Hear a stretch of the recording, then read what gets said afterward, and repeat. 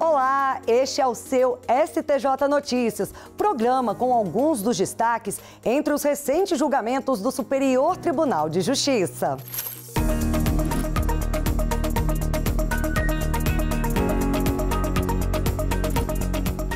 Nesta edição você vai ver: declarações de Jair Bolsonaro contra urna eletrônica não podem ser objeto de ação popular. Pais que não vacinarem filhos contra a Covid-19 podem ser multados. E, além disso, vamos exibir uma reportagem especial mostrando que a agência de turismo responde por falha de informação que fez turistas perderem viagem de navio. O STJ Notícias está no ar.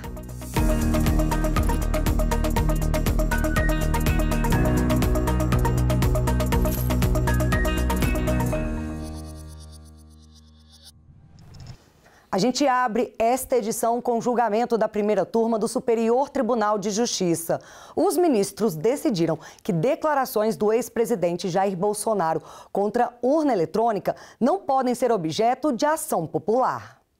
O colegiado negou o pedido de um cidadão para que o Poder Judiciário processasse uma ação popular contra Jair Bolsonaro por declaração de falsidade quando o ex-presidente da República se manifestou a respeito da credibilidade das urnas eletrônicas. O autor da ação popular questionava o ex-presidente por alegações feitas durante viagem oficial ao exterior a respeito de supostas fraudes na eleição de 2018. Para o cidadão, seria possível o ajuizamento de ação popular para a declaração de ilicitude daquelas afirmações em razão do potencial impacto sobre bens jurídicos de interesse coletivo, como a moralidade administrativa e a confiabilidade no sistema eleitoral. O Tribunal Regional Federal da 6ª Região negou seguimento ao processo e o autor da ação recorreu ao STJ. Segundo o relator do caso, o ministro Gurgel de Faria, a ação popular constitui instrumento de democracia participativa. E no processo em discussão, o ministro ressaltou que a falta de materialidade jurídica das declarações políticas afasta o requisito de ilegalidade exigido pela lei que regula a ação popular para a abertura da ação. Segundo ele, é necessário distinguir declarações de agentes políticos de atos administrativos concretos. Com isso, a primeira turma entendeu que declarações públicas ou opiniões de agentes políticos desprovidas de efeitos jurídicos vinculativos não configuram atos ilegais e lesivos passíveis de combate pela via da ação popular. Em repetitivo, a Corte Especial do STJ decidiu que juiz pode exigir documentos para coibir litigância abusiva. Sob o rito dos recursos repetitivos, a Corte Especial do Superior Tribunal de Justiça fixou a tese do tema 1198, determinando que, quando houver indícios de litigância abusiva, o juiz pode exigir documentos de forma fundamentada e razoável para comprovar o interesse de agir e a autenticidade da ação. A tese aprovada teve origem no voto do ministro Moura Ribeiro, que, apesar de não integrar a Corte Especial, participou do julgamento por ser relator do recurso afetado pela segunda sessão do STJ. A decisão determina que, caso o juiz tenha suspeitas de que uma ação seja infundada ou tenha como objetivo pressionar uma das partes a aceitar acordos sem mérito, os documentos exigidos podem incluir extratos bancários, contratos, comprovante de residência ou procurações atualizadas, sempre avaliando as circunstâncias do caso específico. O ministro relator destacou que a medida visa coibir o uso abusivo do sistema judicial, especialmente em casos de litigância de massa, que prejudicam a eficiência da justiça e geram sérios problemas de política pública. Para ele, o objetivo é garantir que o processo seja utilizado de maneira legítima, respeitando o direito de ação, mas também prevenindo fraudes processuais. Com a definição da tese, as ações que estavam suspensas podem voltar a tramitar e o entendimento deverá ser seguido pelos tribunais de todo o país na análise de casos semelhantes. Ex-esposa tem direito à meação de crédito originado durante casamento, mas que foi reconhecido depois da separação. O entendimento é da terceira turma. Os ministros do colegiado decidiram que uma mulher que se separou do marido tem direito à metade dos valores de um pagamento recebido a mais durante o casamento, mesmo que a diferença tenha sido reconhecida depois da separação. De acordo com o processo, a ex-esposa do falecido pediu a ameação de valores correspondentes aos expurgos inflacionários que incidiram sobre uma cédula de crédito rural relativa a um financiamento realizado na década de 1990, quando ainda eram casados em comunhão universal de bens. O Tribunal de Justiça do Tocantins reconheceu o direito à ameação desses valores. Em recurso ao STJ, o espólio argumentou que o direito à restituição só surgiu após a separação, o que, segundo eles, excluiria a ex-esposa da divisão do valor. A relatora do recurso, ministra Nancy Andrighi, explicou que no regime de comunhão universal, os bens adquiridos e as dívidas contraídas durante o casamento pertencem ao casal, mesmo que haja correção monetária reconhecida após a separação. Os ministros da terceira turma seguiram o voto da relatora, entendendo que não dividir o valor reclamado entre os cônjuges resultaria em enriquecimento sem causa. Assim, o recurso foi negado com o entendimento de que ambos têm direito à indenização pelos valores pagos a mais, porque a responsabilidade e o esforço comum no casamento justificam a divisão do crédito. Mesmo com todas as regras e exigências legais, a quantidade de armas de fogo regularizadas no Brasil cresceu nos últimos anos. Em 2017, esse número era de cerca de 630 mil unidades. Em 2023, saltou para quase 2 milhões e 100 mil registros ativos na Polícia Federal. Ou seja, mais do que triplicou. Esses dados não contabilizam o armamento cadastrado pelo Exército. Danos provocados por problemas no equipamento podem ser reparados com base no Código de Defesa do Consumidor. Mas e se a falha prejudicar a atuação ou até levar um policial a ficar ferido? Essa pergunta foi respondida pela 4ª turma do Superior Tribunal de Justiça e você confere o resultado a partir de agora na reportagem de Marina Campos. O colegiado entendeu que o policial ferido deve ser considerado consumidor por equiparação, porque ele é o destinatário final do produto e foi quem sofreu as consequências diretas do defeito. Segundo o processo, o policial militar ajuizou a ação de indenização por danos morais e materiais contra a Taurus, fabricante da arma, após ter sido ferido por um disparo acidental causado por defeito da pistola que levava na cintura. O juízo de primeiro grau considerou aplicável ao caso o prazo de prescrição do Código de Defesa do Consumidor e o Tribunal Estadual manteve a decisão. No recurso dirigido ao STJ, a Taurus pediu que o Código de Defesa do Consumidor não fosse aplicado e que se considerasse o prazo de 3 anos do Código Civil, o que levaria ao reconhecimento da prescrição da ação. O relator, ministro Antônio Carlos Ferreira, disse que o conceito de consumidor não se limita a quem adquire o produto, mas inclui também quem o utiliza. O ministro comentou ainda que o artigo 17 do CDC, ao equiparar o consumidor a todas as vítimas do acidente de consumo, reforça o caráter protetivo da legislação. Com isso, para o colegiado, o fato de a arma ter sido comprada pela Polícia Militar é irrelevante para a classificação do policial como consumidor por equiparação. E a gente segue nesse assunto para falar agora sobre o conceito de consumidor por equiparação. Vamos conferir a explicação do advogado Eric Avelar, especialista em direito do consumidor. Antes de entender o que são consumidores por equiparação, é importante saber que consumidor é toda pessoa que adquire um produto ou serviço como destinatário final. Já os consumidores por equiparação, também chamados de consumidor bystander, são aqueles que, mesmo sem serem compradores ou contratantes diretos, são atingidos por um defeito, falhas ou riscos dos produtos oferecidos no mercado. Exemplos: uma pessoa que escorrega no chão molhado de um supermercado e vem a se machucar. Ela, mesmo sem ter comprado nada, mesmo sem ser cliente, essa pessoa foi afetada pelo risco do serviço e pode ser considerada consumidora por equiparação. Alguém que é atingido pelo estouro da bateria de um celular de uma outra pessoa, mesmo sem ter comprado, sem ter utilizado aquele aparelho, a vítima tem direito à proteção do Código de Defesa do Consumidor. Ou seja, os direitos do consumidor vão além de quem compra. Aquele que for prejudicado por um produto ou serviço, mesmo sem ter adquirido diretamente, pode estar protegido pelo Código de Defesa do Consumidor. Vamos ver agora mais uma decisão de destaque do Superior Tribunal de Justiça.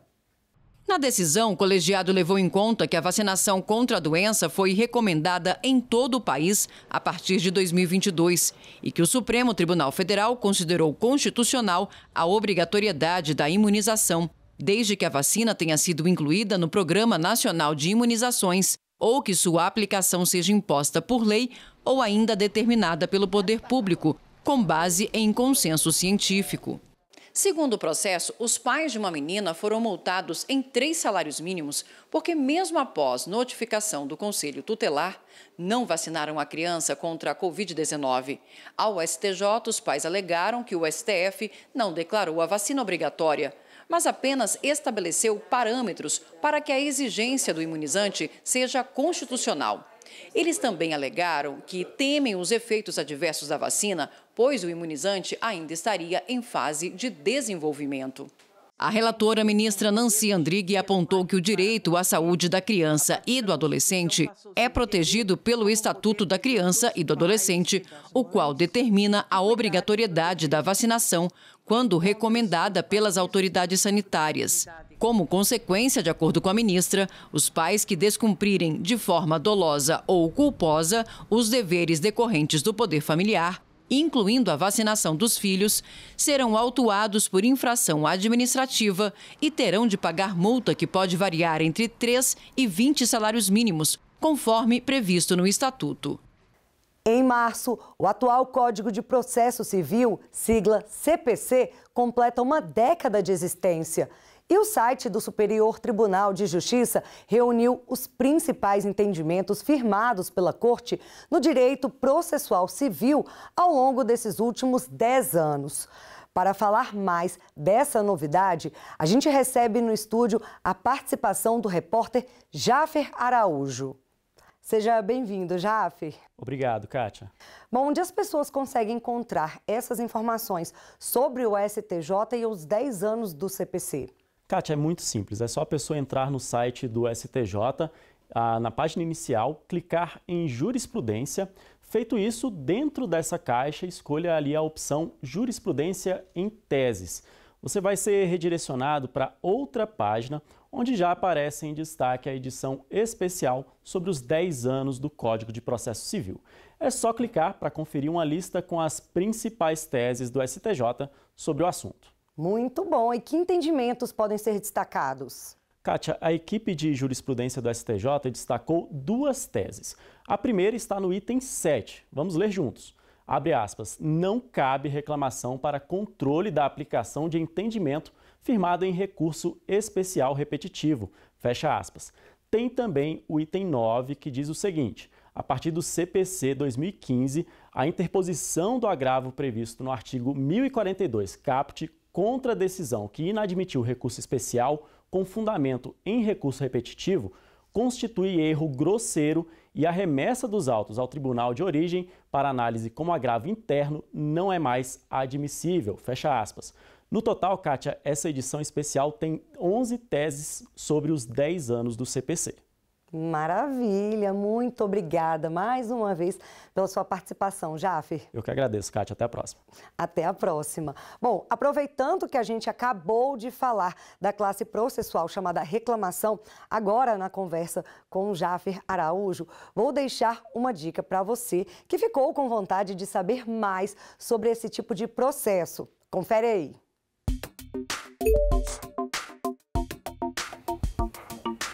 Instrumento capaz de cassar uma decisão judicial ou ato administrativo que tenha violado a competência ou a autoridade de decisões do STF e do STJ.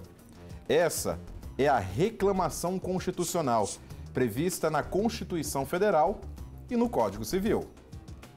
Diante da violação de competência e não observância das decisões, ou do STF ou do STJ, a parte prejudicada pode ajuizar uma reclamação constitucional nos tribunais. De acordo com o Código de Processo Civil, o uso da reclamação constitucional é cabível em 4 situações. A primeira é por violação de competência do tribunal. A reclamação pode ser usada para casos em que um juiz ou tribunal processa e julga a demanda sem ter competência. A segunda hipótese é para garantir a autoridade das decisões dos tribunais. Aqui é preciso distinguir a reclamação da mera execução do julgado. A gente tem que pensar a reclamação como um instituto em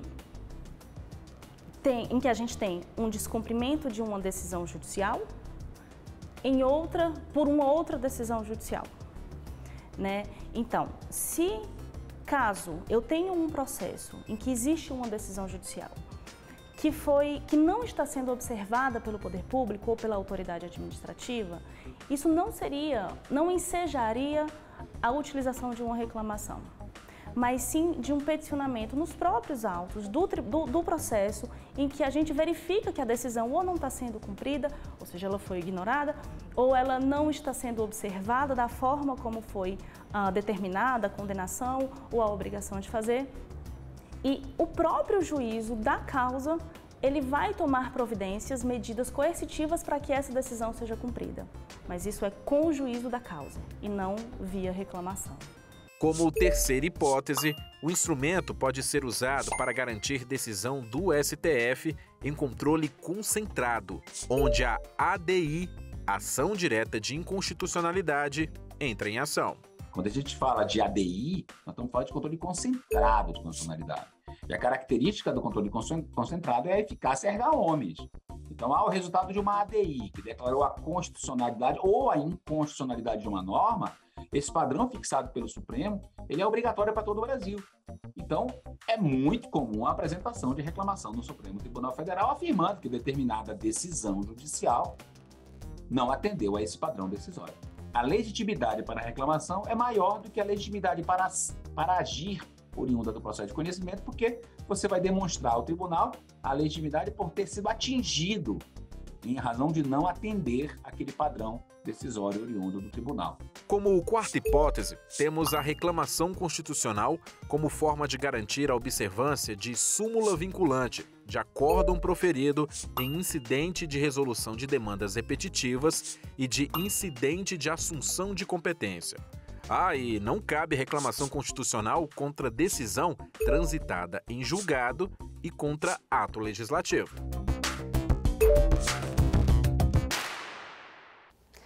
Esse vídeo da playlist Peças Processuais está te esperando no YouTube do STJ. E agora vamos trazer uma novidade aqui do Superior Tribunal de Justiça para toda a população. Você sabia que o Superior Tribunal de Justiça tem um lugar todo especial para ouvir você?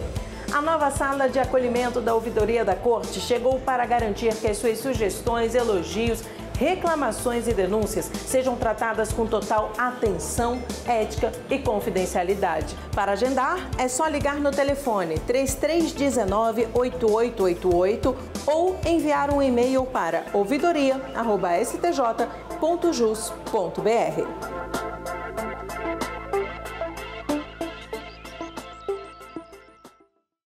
Março é o mês do consumidor.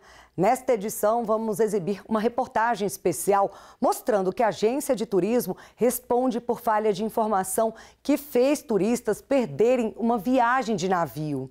Veja na reportagem de Marina Campos. Uns dias de descanso, uma paisagem encantadora, novas culturas. Viajar é bom, né? Quem não gosta? E quando é possível fazer as malas para comemorar uma data importante, é melhor ainda. A viagem de cruzeiro era um sonho desta família. A bordo de um navio, com trajeto pela costa brasileira, foi planejada a comemoração do aniversário de 15 anos da caçula Giovana, com direito a uma noite de gala. Ela abriu mão de uma festa para as amigas para fazer essa viagem nós quatro. Na noite do aniversário dela, que é 24 de março, haveria o jantar do comandante, que é um jantar com uma noite de gala, né? onde tem música ao vivo, dança. E para esse momento, ela tinha escolhido um vestido, né, que seria o vestido de 15 anos dela, e ela escolheu, daí a gente comprou uma joia para darmos para o pai neste jantar. Mas aos poucos, o sonho começou a virar pesadelo e uma verdadeira saga. A família que mora em Curitiba pegou um ônibus às 10 horas da manhã para o porto de Itajaí, em Santa Catarina. No caminho, a rodovia estava em manutenção e ficou 3 horas com trânsito interrompido. Em Joinville, eles decidiram pegar um táxi. E quando finalmente chegaram no porto de Itajaí... Quando eu cheguei lá, já estava o processo do check-in em andamento. Quando, de repente, uma tal de Mitico, que trabalhava no navio, vem e nos avisa para encerrar o check-in, no meio do check-in. A gente entregou todos os documentos, tá? Eles entraram no navio com os nossos documentos e a gente ficou ali na porta para subir a rampa do embarque com as malas. Aí tinha uma correntinha, né, na frente, aguardando para a gente ser liberado para entrar. Em vez de eles abrirem para a gente subir, eles voltaram com os nossos documentos, dizendo que nós não iríamos mais embarcar. A família decidiu procurar um advogado e entrou com ação indenizatória por danos morais e materiais contra a agência de turismo Decolar e a empresa do cruzeiro Pumantur. O advogado Neudi questionou a falha na prestação de serviços, uma vez ter sido informado somente o horário de partida do navio, e não que o embarque ocorreria com 2 horas de antecedência. O Código de Defesa do Consumidor prevê que qualquer fornecedor de qualquer serviço ou produto deve ser muito claro, muito transparente, muito aberto em relação às orientações e às informações prévias para que o consumidor possa fazer uso daquele produto ou serviço. E, no caso, isso foi muito defeituoso. O Tribunal de Justiça do Paraná condenou solidariamente a agência de turismo e a empresa do cruzeiro. A Decolar entrou com recurso especial aqui no STJ. A agência sustentou que a solidariedade prevista no Código de Defesa do Consumidor não se aplicaria a ela, por ser apenas vendedora das passagens. Mas a relatora, ministra Nancy Andrighi, afirmou que o dever de informar era inerente à agência e que houve relação direta de causa e efeito entre o dano sofrido pelos consumidores e o defeito no serviço, causado pela falta de informação. Desta forma, para os ministros da terceira turma, ainda que o papel das agências de turismo se limite à venda de passagens, elas não estão isentas do dever de informar adequadamente os consumidores sobre como utilizar os serviços que elas ofertam.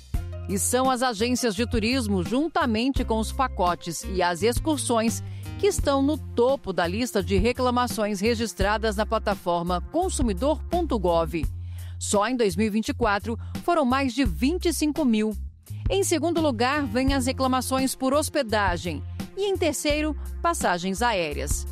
Entre os principais motivos apontados estão dificuldade, atraso na devolução de valores pagos, reembolso, retenção de valores, seguido de oferta não cumprida, serviço não fornecido, venda enganosa e publicidade enganosa. Franciele, que trabalha com venda de pacotes há 15 anos, explica que hoje os clientes têm a facilidade de comprar em agências online.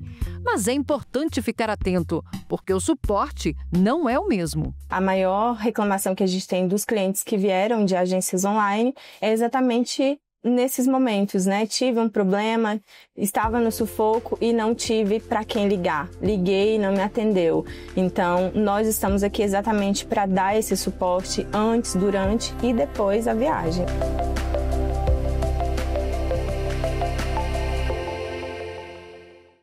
E o STJ Notícias está terminando. Eu conto com a sua companhia na próxima edição do programa. Até lá, te convido a acompanhar outras decisões e informações do tribunal no site oficial e nos perfis do STJ no YouTube, nas plataformas de áudio e nas redes sociais.